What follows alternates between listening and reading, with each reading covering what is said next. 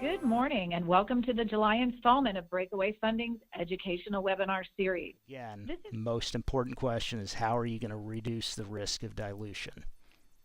How are you going to respond to unforeseen challenges?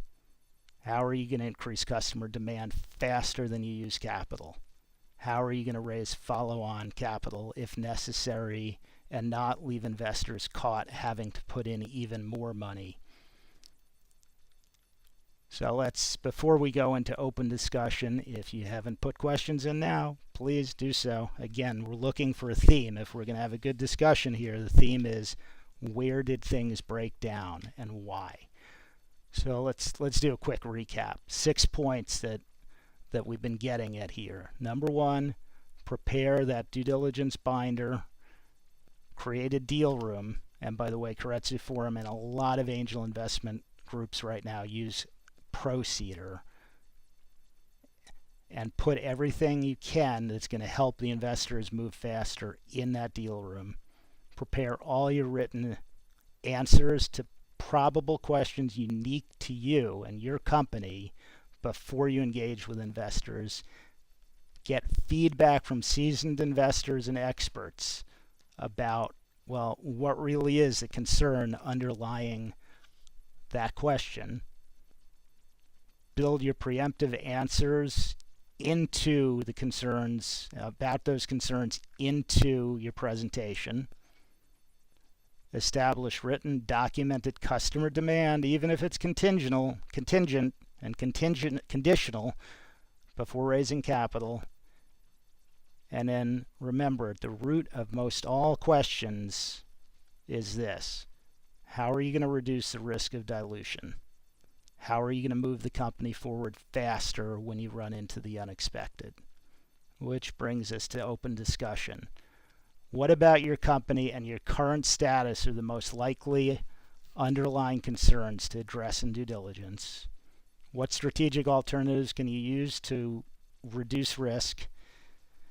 And what are we about to learn from each other's questions? Kim, back to you. What are we talking about?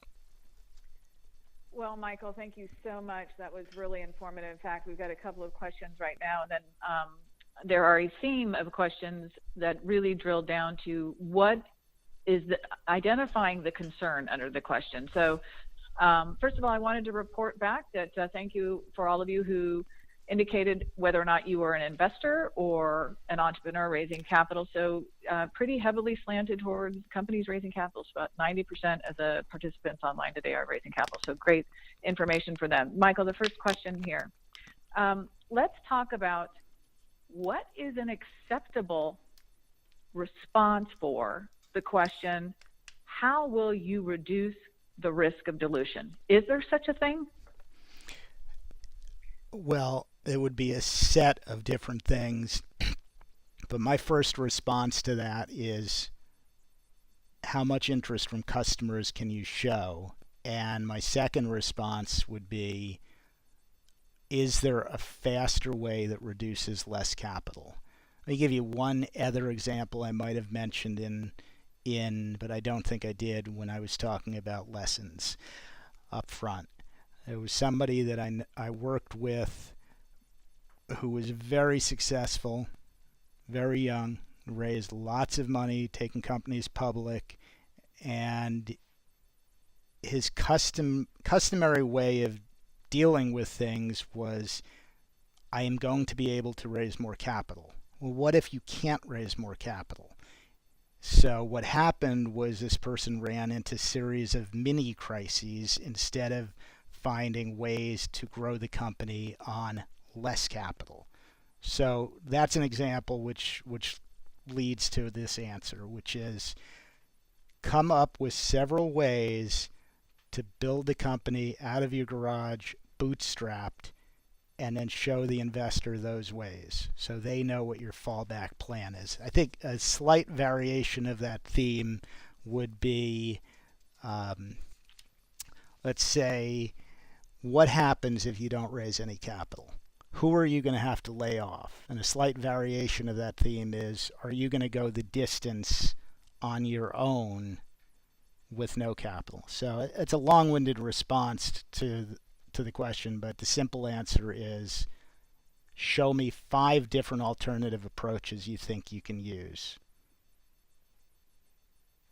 Excellent, excellent.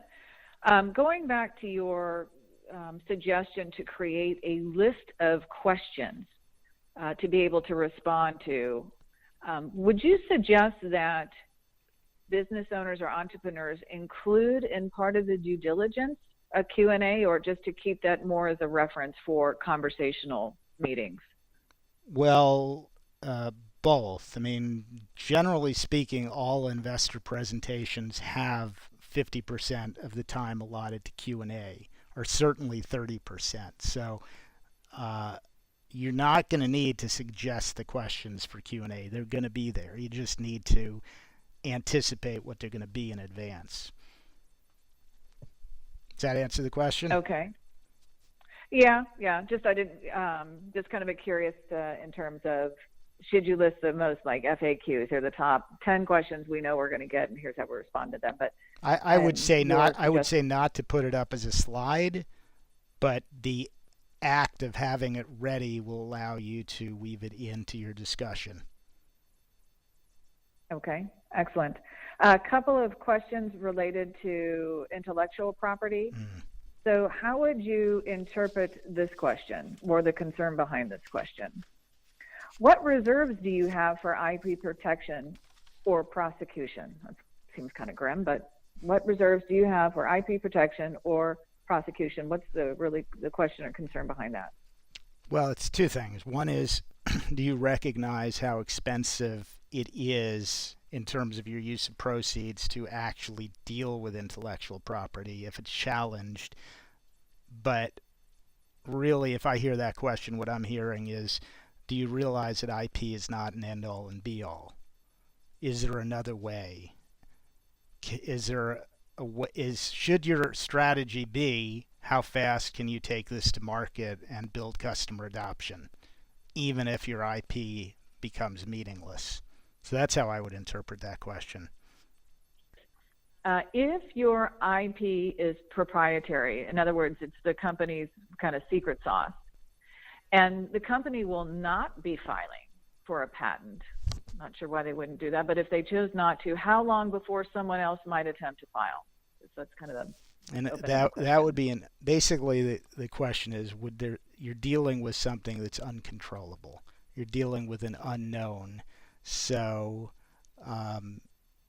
you'd be saying, well, if somebody else files, could there be a risk of us having to pay a license fee to them, or us being derailed? Us, when I say us, obviously it becomes a marriage. It becomes a marriage of investors and company leadership. So us now becomes the company and all its stakeholders. So what would the risk of us becoming subject to the whims of their company be? Now, that said, IP doesn't get filed overnight, and if you talk to an IP attorney, there's nuances in terms of well, you were out there first, so they can't really derail you. But the question is, what alternatives are there? Excellent. Well, I think that that was our last question, Michael. I think we're just going to move on to some final comments and some takeaways for today's event. And that will be, Chair? Yeah, definitely. There are 2 things. I've stressed it a number of times, but the content is in the handbook. If you go to keiretsuforum.com, either in the Tips to Present section, Entrepreneur Tips to Present, or the Investor Due Diligence subtab, you can download the handbook in PDF form. There's a lot of content in there. And on a related note, there is one piece of content that is not in there because the Kaufman Foundation, for some reason, wouldn't give us permission to keep it in there or put it in there. But in the PDF form and in the nearly soon-to-be updated iBook form in the recommended reading section are some great articles on valuation by some highly established angel investors. Look that up. And then Keiretsu Squared's company overview form, which is the root of the Keiretsu Squared program that we're going to be launching, which is a 3-month program that brings in experts on both conference calls and on individual work in sequence over 3 months. That program revolves around a company overview which has clear sets of objectives that needs to be met, of needs analysis. And if everybody on this call has no interaction whatsoever with Keiretsu Squared or Keiretsu Form in the future, I still encourage you to go download that form, which is on the Keiretsu Squared subsection of the Keiretsu Form website, and go through those questions. It's a team alignment exercise. It's designed to have your lead investors and your entire executive team analyze what are the key needs of the company. So take a look at those resources and don't hesitate to contact me at the information on the screen. Excellent. And that is also there as a reference for people looking at this PowerPoint deck in the future. Those 2 slides are taken out of one of the appendices to the handbook. That's a consolidated list of the bullet point questions that investors should be reviewing when reporting back to other investors. At the end of each session, I like to add my own few things to remember. And here they are. First, defend the negative. Anticipate those objections to help you get closer to funding. Secondly, exude confidence. If you don't believe in yourself, your abilities, and your company, it's hard for others to believe in you. And finally, prepare, prepare, prepare. There is no substitution for preparation.